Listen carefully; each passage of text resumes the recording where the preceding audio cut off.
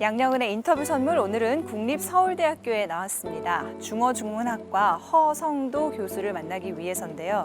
허 교수는 여러 면에서 특별합니다.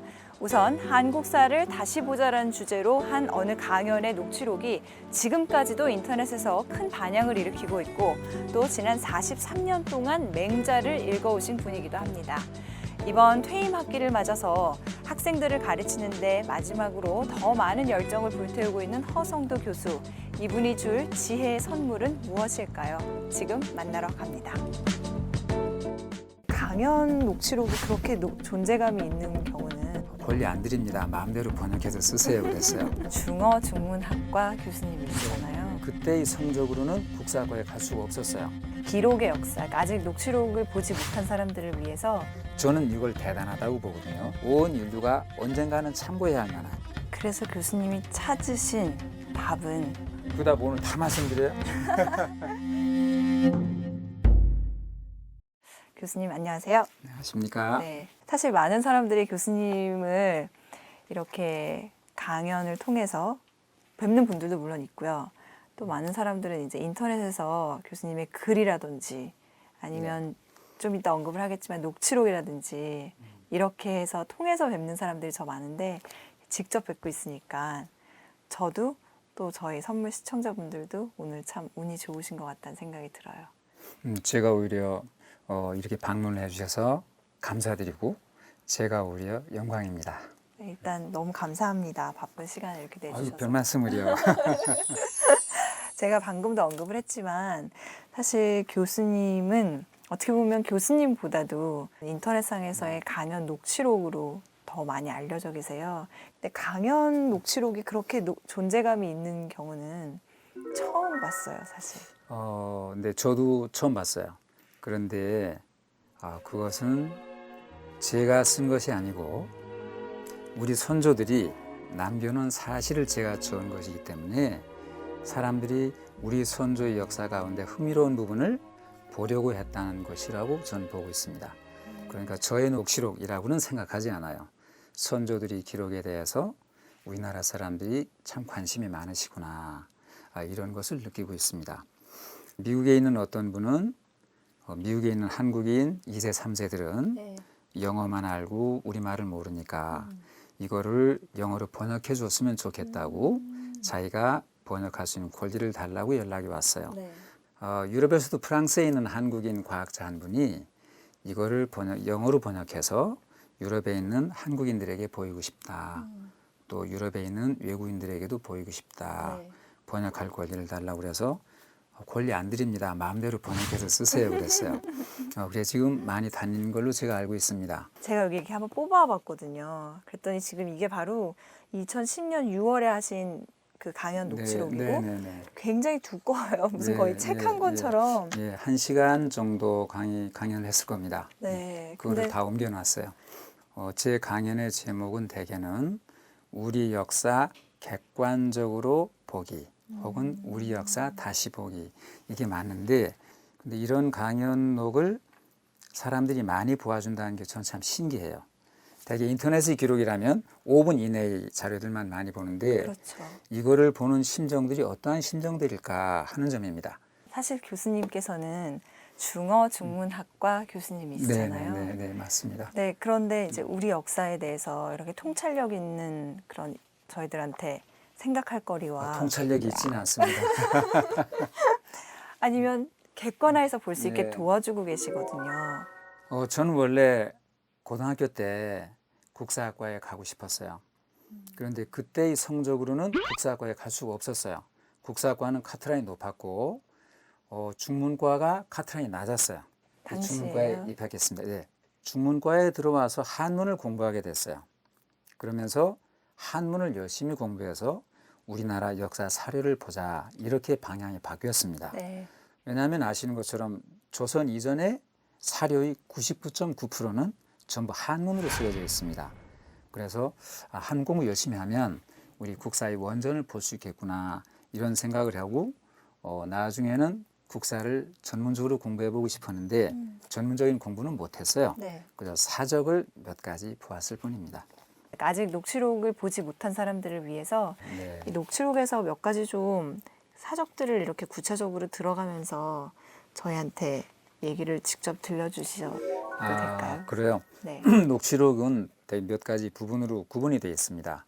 맨 처음에 우리 선조들이 남겨준 기록의 중요성에 대해서 얘기했는데요. 유네스코에서 세계 기록 유산이라는 걸 정했습니다. 어떤 기록은 그 나라, 그 민족, 그 국민의 보물일 뿐 아니라 온 인류의 보물이라고 보아야 할 것들이 있을 것이다. 네. 이러한 것을 세계 기록 유산이라고 정하고 이러한 세계 기록 유산은 온 인류의 이름으로 유지, 보수, 관리하자 하는 걸 했습니다. 이 세계 기록 유산에 우리는 11건이 등재되어 있습니다. 제일 많이 등재된 나라는 독일입니다. 17건, 오스트리아가 13건, 네. 폴란드가 12건, 우리나라가 11건입니다. 그 위대한 것처럼 보이는 영국도 11건입니다. 우리랑 같이 세계 4위입니다. 프랑스, 문화의 나라 프랑스는 8건 등재되어 있습니다. 국토 광대하고 사람 많고 역사 깊은 중국은 9건 등재되어 있습니다. 일본은 3건 등재되어 있습니다. 저는 이걸 대단하다고 보거든요. 네. 우리나라 세계 지도에서 보면 안 보이잖아요. 아주 작잖아요. 그런데 실제 조사해 보면 독일이 17건이라고 하지만 하나하나 문건의 질, 양을 보면 우리나라가 세계 1위입니다. 그러니까 그 중요한 기록의 면에서 우리는 세계에서 가장 많은 보물을 우리 선조들이 남겨줬습니다. 이건 정말 우리가 박수를 치고 감사합니다. 이래야 할 것이 아닌가 그런 생각을 하고 있습니다. 녹취록에 저희가 보통 조선왕조 500년이라고 얘기를 할 네. 때 그 500년의 역사를 한 왕조가 이어갔다는 것 자체도 굉장히 대단한 일이라는 언급을 해주셨거든요. 네. 이 강연의 맨 밑바닥에 있는 핵심 키워드는 객관적 사고 갖기입니다. 이렇게 말을 해요. 조선왕조 500년이 얼마나 대단한 것인지를 우리는 모릅니다. 왜? 이 속에 살았으니까. 근데 세계 역사를 놓고 보면 조선이 존재하던 시기에 전 세계에서 518년간 왕조를 유지한 것은 조선 이외에 단 한 나라도 없습니다. 그러니까 조선이 500년 만에 망했다라고 생각하고 망한 이유만 찾을 것이 아니라 어떻게 해서 조선은 500년이나 갔을까? 고려는 어떻게 해서 500년이나 갔을까? 신라는 어떻게 해서 1000년이나 갔을까? 고구려 백제는 어떻게 해서 700년이나 갔을까? 이것을 찾아보는 것도 의미 있는 일이 아닌가 저는 그렇게 생각합니다. 그래서 교수님이 찾으신 답은 너무 많죠? 그 답 오늘 다 말씀드려요? 문제는 답을 찾은 게 아니에요. 답을 찾은 게 아니고 답은 이제 역사를 전공하는 분들이 찾을 것이고 저는 그 답에 가깝다고 생각할 만한 선조들의 사적을 찾아보는 게 제 임무라고 봅니다. 우리는 우리 역사를 보면 왜 우리는 외부의 침략만 당했느냐 하는 것을 너무나 가슴 아프게 생각합니다. 그런데 이것도 잠시 눈을 돌려서 세계사를 함께 보면 의미와 가치는 달라집니다. 예를 들면 우리 고구려는 중국의 5차에 걸친 침략을 받았습니다. 가장 강력한 수나라의 침공은 2차 침공 때인데요. 611년에 수양제가 113만 8,300명의 전투병력을 데리고 가지고 왔습니다. 거기에 식량 보급부대가 100만입니다. 또 세계사를 보면 19세기 이전에 전 세계에서 최대의 병력, 가장 많은 병력이 동원된 전투입니다. 그런데 이것을 고구려는 끝까지 막아냈습니다. 이렇게 보면 침략을 당한 것이 아니라 막아낸 것만 해도 대단하다라고 우리는 보아야 되지 않나 하는 생각입니다. 그런 것도 재밌던데요. 그 베르사유 궁전이라든지 만리장성이든지 이제 그런 게 없어서 저는 그것도 다시 볼 필요가 있다고 생각해요. 만리장성을 쌓았을 때 그때의 국민들은 얼마나 힘들었을까.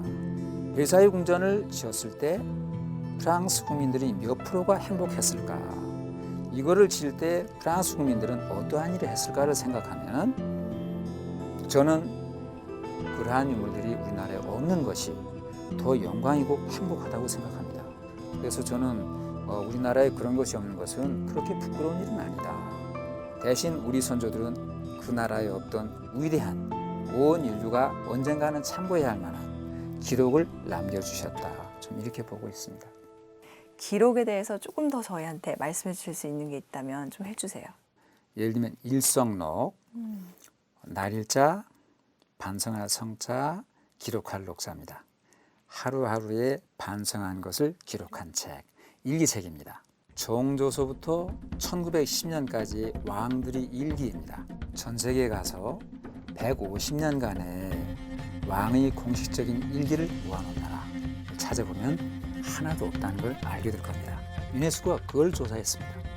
또 한번 볼까요? 지난 6월 18일인가 난중일기가 세계 기록유산으로 등재됐습니다. 네. 그런데 전투 시에 전투의 총사령관이 그날그날의 일기를 쓴다고 하는 것은 얼마나 어렵겠습니까? 바로 이러한 기록입니다. 우리는 우리가 가지고 있으니까 유심히 보지만 세계사적으로 보면 전투가 진행되는 도중에 총사령관이 그날그날 쓴 유일한 일기입니다. 제가 또 교수님을 배웠던 자리 중에 창의 리더의 네, 강의에서 배웠어요. 네네네. 근데 사실 네. 창의와 역사는 얼핏 잘 어울리지 않는 개념이라고 저는 생각이 들었거든요. 네네네. 저는 실은 창의도 역사 속에서 많이 찾아낼 수 있다고 생각해요. 예를 들면 신석기 시대 사람들은 구석기 시대 사람들을 참 바보로 보지 않았을까요? 청동기 시대 사람들은 왜 석기 시대 사람들은 구리를 쓸 줄 몰랐을까? 그래서 인류 역사상 가장 발전한 시대가 지금이라고 생각하기 쉽습니다. 그렇게 생각하면 창의는 절대 나오지 않습니다. 근데 제가 지금 말씀드린 것처럼 신석기 시대에는 구석기를 생각하고 청동기 시대에 신석기를 생각하고 철기 시대의 과거를 생각했다면 오늘날 우리가 죽고 나서 2113년의 사람들은 이 시대 사람들은 왜 2013년대의 사람들은 그렇게 생각이 답답했을까? 왜 이것도 몰랐을까? 왜 이런 것도 생각해내지 못했을까라고 보지 않을까요? 그러니까 역사를 보면 지금부터 100년 후의 사람들이 지금 우리를 보는 역사의식을 가지면 우리는 엄청난 생각을 할 수 있을지 모른다. 그게 창의적인 생각합니다. 생각을 할 수 있는 여지인 네. 거죠. 창의라고 하고 보니까요. 네. 연구실에 들어올 때 저희 지금 밑에 있는 이 융단이 이게 너무 네, 네. 인상적이고 예. 보기 좋습니까? 어떻게 이런 생각을 저는 이걸 몇 년째 해요. 가을을 좀 제 연구실에 오래도록 담아두고 싶어서 했습니다. 저는 1년 가면 다음에 은행잎이 나올 때까지 이걸 깔아둡니다. 깔아두면 매일 아침 연구실에 들어올 때 낙엽 냄새도 나고 그것이 좋고 아직은 작년의 가을이 여기에 있구나 그런 생각도 하고 해서 기분 좋고 행복합니다. 뭐라 그래야 될까요? 여유? 낭만? 예, 그건 여유 낭만은 찾으려고 하면 많이 찾아집니다. 사실은 현대의 사람들이 바쁘다 해가지고 마치 안 바쁘면 가치 없는 삶을 사는 것처럼 생각하지만 쓸데없는 일을 안 하면 여유롭고 행복한 생활 많이 할 수 있습니다. 그게 참 어려운데요. 어렵죠. 근데 제 경우에는 친구들 모임, 동창 모임에 거의 안 나갑니다. 퇴임하기 전에는 나랑 그렇게 술 마실 생각 하지 마라. 이유를 묻습니다. 공부해야지. 나는 이제 일이니까 공부하고 책 봐야 돼. 그렇게 얘기합니다. 그렇다고 해서 저에 대해서 서운하게 생각하는 사람은 없고 이것을 서운하게 생각하면 친구 자격 없다고 생각합니다. 가끔은 추석 명절에도 못 간 적도 많습니다. 강의 준비 다 못해가지고. 그런데 지금 현대인들이 이렇게 보면 쓸데없는 데에 시간을 너무 많이 쓰시는 건 아닌가 하는 생각이 듭니다. 저는 강의할 때 학생들에게도 스마트폰을 일주일만 가지고 다니지 말아보세요. 그러면 시간이 납니다. 그렇게 얘기할 때가 많습니다. 지하철을 타면 전 승용차 없어요. 지하철 타는데 전부 스마트폰 보고 계세요. 네. 근데 과거에는 어땠냐면 신문도 보고 책 보는 분들이 굉장히 많았습니다. 지하철에. 근데 이제는 그런 분들이 다 사라지고 스마트폰을 보고 계세요. 저는 그때 저 스마트폰을 지금 안 보면 어떤 일이 나는가 그 생각을 해봅니다. 네. 학생들에게는 스마트폰 일주일 안 봐도 아무 문제 없으니까 놓고 다니라 그래요. 그러면 생각할 시간, 책 볼 시간, 창의적인 사고를 할 시간 너무 많이 나요. 할 수 있습니다. 필요 없는 일은 안 한다라고 생각하면 됩니다. 교수님의 일상은요? 일과는 어떻게 되세요? 요즘에 이제 개학했는데요.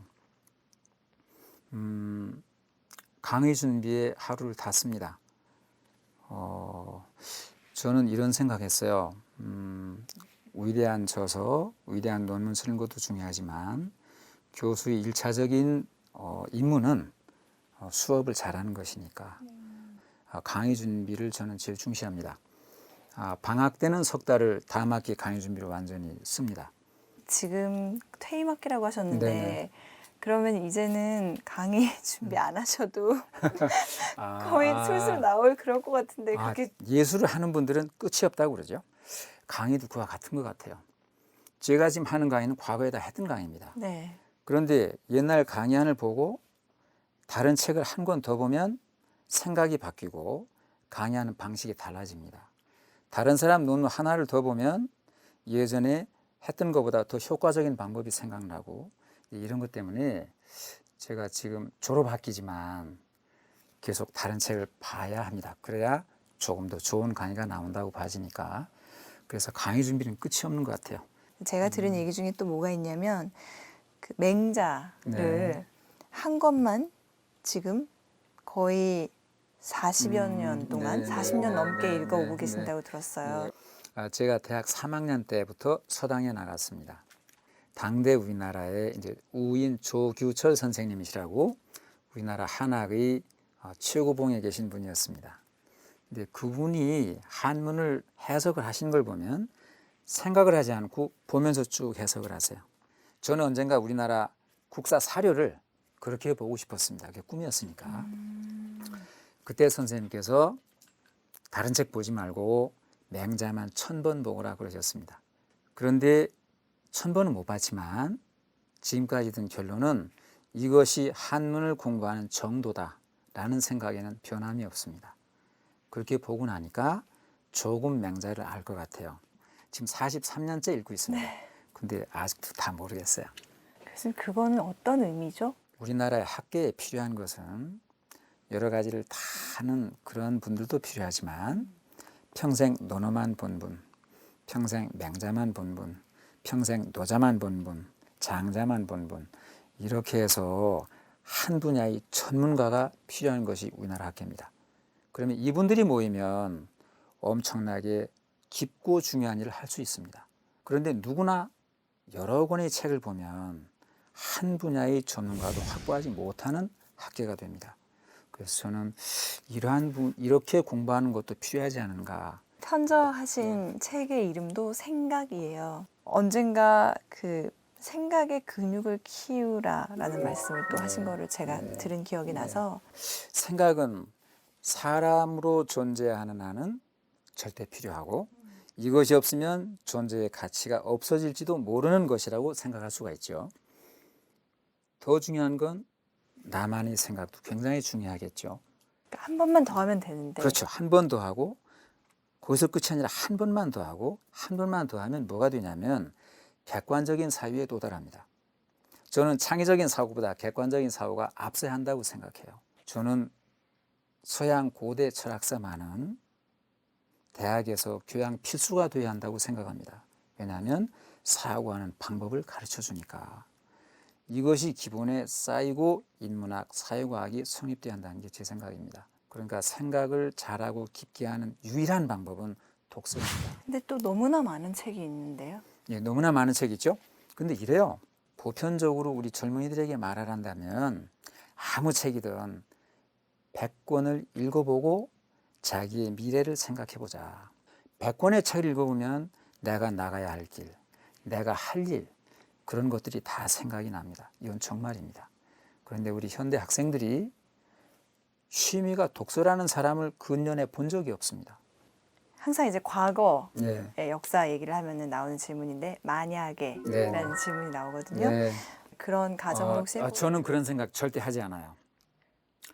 왜냐하면 전 오늘날이 대한민국에 만족합니다.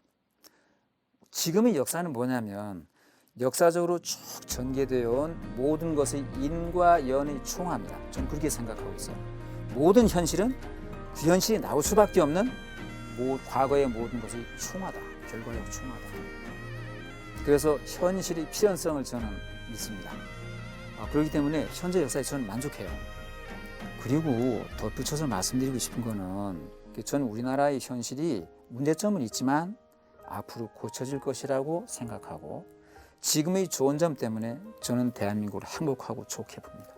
그래서 만약은 저는 생각하지 않습니다. 교수님께서 이제 퇴임을 앞두고 계시고 네. 마지막 학기라고 하셨으니까 네. 한국의 젊은 청춘들한테 얘기해 주시고 싶은 게 많지 않을까. 제가 제 강의를 듣는 학부생들에게 강의 마지막 시간에 해주고 싶은 건 이거예요. 네. 요즘은 우리 사회의 특징을 한마디로 말하자면 무한 경쟁 시대가 할 수 있죠. 그런데 무한 경쟁은 왜 하죠? 가장 세속적인 말로 하자면 성공하려고 하겠죠. 성공을 향해서 젊은이들이 나아가요. 그런데 성공 좀 포기하라고 하고 싶어요. 성공을 위해서 살지 말고 행복을 위해서 살아가자. 이렇게 말하고 싶어요. 성공을 위해서 살아가면 많은 사람들은 성공을 못하니까 경쟁이기 때문에 많은 사람들은 불행해하겠죠. 또 성공한 사람도 행복하리라는 보장이 없습니다. 저는 잠깐 머리를 쉬고 성공을 위해서 사는 삶이 아니라 행복하기 위해서 사는 삶으로 나아가자 이러고 싶어요. 예를 들면 오늘 행복해야 하자 이러고 싶어요. 저는 여건이 안 돼요, 선생님. 그러면 학생들한테 이렇게 말했어요. 어떤 분은 몸이 아프신 분이에요. 어떤 분은 100m를 혼자 힘으로 걸어보는 것이 평생의 소원인 분이 있습니다. 너희들은 100m를 혼자 걸을 수 있잖아. 이렇게 말해요. 어떤 분은요. 1시간만이라도 자다가 깨지 않고 자보는 것이 소원인 사람이 있습니다. 어떤 분은 이 밝은 세상을 보았으면 평생 한이 없겠는 사람들이 있습니다. 오늘 하루 행복할 거리가 너무너무 많습니다. 그런데 지금 행복한 걸 두고 저 멀리서 행복한 것을 가져오려 하니까 나도 피곤하고 빼앗기지 아니한 사람도 피곤하고 온 사회가 역사가 피곤해지는 것 같아요. 저는 성공을 포기하자. 행복한 삶을 살자. 이런 말 하고 싶고요. 그럼 이제 많은 사람들이 덤비겠죠. 그러다 실패하면 어떻게 해요? 실패도 좀 해보자. 실패하면 어떤 삶을 사냐면요. 남보다 약간 가난한 삶을 삽니다. 남보다 약간 지위가 낮은 삶을 살 수 있습니다. 그래도 얼마든지 행복하게 살 수 있습니다. 행복은 너무나 곳곳에 있어요. 바로 내 옆에 있는 행복을 버리고 저 멀리 있는 행복을 성공이라고 이름 짓고 그것을 가져오려 할 때 나도 피곤하고 타인도 피곤하고 역사와 사회가 다 피곤한 것 같아요. 성공 포기하고 행복하게 살았으면 너무 좋겠어요. 그 말씀을 드리고 싶어요. 이번 학기 마지막 네. 학기라고 하셨지만 마무리 행복하게 지으셨으면 좋겠고요. 감사합니다. 그리고 그 이후에 네. 맹자 책 그건 번역서 볼 쓰신다고 겁니다. 네. 하셨잖아요. 네. 그거 그리고 또 그 이외에 또 창의적인 생각들로 인해서 네. 더 많이 뵐 수 있고 더 자주 교수님의 생각을 접할 수 있었으면 좋겠다는 바람을 가져봅니다. 네, 저도 한번 제 생활을 그렇게 되도록 잘 한번 꾸미고 만들어 보겠습니다. 교수님 진심으로 건강하세요. 감사합니다. 네, 또 뵙겠습니다. 건강하시고, 네, 고맙습니다. 감사합니다.